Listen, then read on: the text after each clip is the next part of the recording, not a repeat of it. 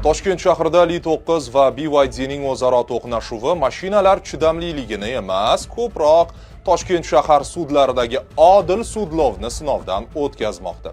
Esingizda bo'lsa, Mirzo Ulug'bek tumanida BYD va Li-9 mashinalari o'zaro to'qnashib, Li-9 parchalanib ketgandi.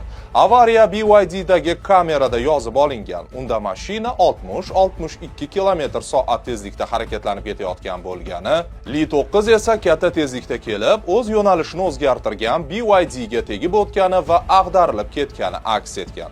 Ushbu avariya bilan bog'liq ma'muriy ish jinoyat ishlari bo'yicha Mirzo Ulug'bek tuman sudida ko'rib chiqilgan. Sudga oid avtotexnika ekspertizasi xulosasida avariya paytida Li-9ning tezligini ekspertiza orqali aniqlash imkoniyati yo'qligi.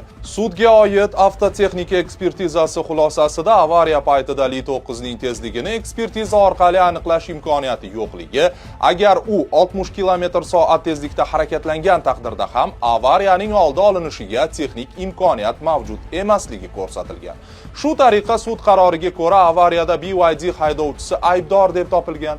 Haydovchiga 2 million 60 ming so'm jarima qo'llangan va undan Li-9 haydovchisi foydasiga 798 million so'm moddiy zarar undirish belgilangan. Ushbu sud qarori turli muhokamalarga sabab bo'lgach, apellyatsiya sudi uni bekor qildi va ish materiallarini qo'shimcha surishtiruv harakatlarini o'tkazish uchun tegishli organga qaytarib yubordi.